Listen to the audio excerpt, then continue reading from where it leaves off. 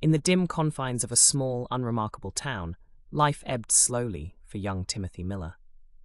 His father, a once buoyant man, had succumbed to the shadows of despair after the factory shut down, leaving a void not just in the economy, but in the hearts of the town's folk. Timothy's mother had vanished into the thin night air years ago, leaving whispers and wary glances in her wake.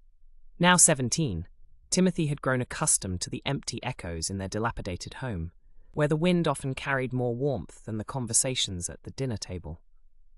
The days melded into years, and his father's silhouette at the window grew more stooped and less distinct, like a figure fading out of a photograph. It was Miss Ellen, the old librarian, who'd stir a different sense in Timothy. Her library was a sanctum of sense, of musty pages and worn leather bindings. The mind needs its nourishment, just like the belly, she would say, handing him a book. The written worlds were vast and deep, and sometimes filled Timothy with a drowning pain for their beauty and their stark contrast to his stark reality. One autumn evening, disaster struck a fatal blow. Timothy's father was found lifeless, sprawled across their threadbare living room carpet. Heart failure, they murmured at the funeral, but Timothy understood the nuances of heartbreak and loss that had tapered to this inevitable end. In the bleak aftermath, relatives he barely remembered showed up, echoing condolences that filled the room like thick smoke, choking him with their hollow intonations. With the oppressive care of distant relations, Timothy found himself in new walls that bore no memories of laughter or tears. He discovered that silence had many shades, and the one in his uncle's house, where he was sent to live, was punctuated only by the ticking of the grandfather clock and the occasional clink of cutlery.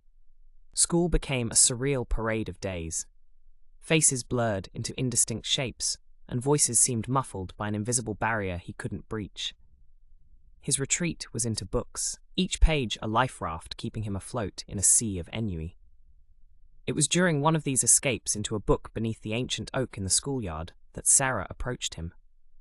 Her presence was like a disturbance in his accustomed solace, yet her smile held a genuineness that was hard to deflect.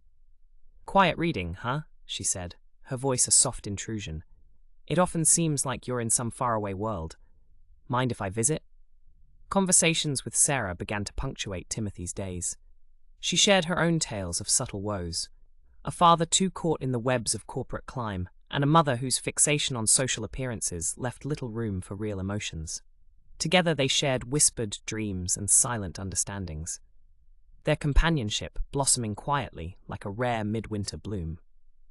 But life, Timothy had learned, was relentless in its lessons of impermanence. News came on a cool September morning. Sarah's family would be moving. Business, her father said, had beckoned him to distant coasts. The finality of her impending departure hung like a spectre over their dwindling days. They spent their last hours beneath the sanctuary of their tree, the leaves whispering tales of remembrance. "I'll write to you," Sarah promised, her eyes brimming with unsaid emotions as she clasped his hand. Letters came, filled with narratives of new beginnings, tinged with an ache of remembrance. Timothy wrote back, pouring out his soul in words he never said aloud. Years folded into the distance, and their correspondence became a cherished archive of youth's poignant ache. Timothy, enveloped in the solitude of his aged realities, opened Miss Ellen's library every dawn. Now the keeper of tales, his life a quiet testament to the stories tucked away in the dusty corners of forgotten shelves. And always, in the hushed midst of rustling pages, he felt the echo of a distant friendship, the gentle imprint of a connection that time, nor distance, could entirely erase.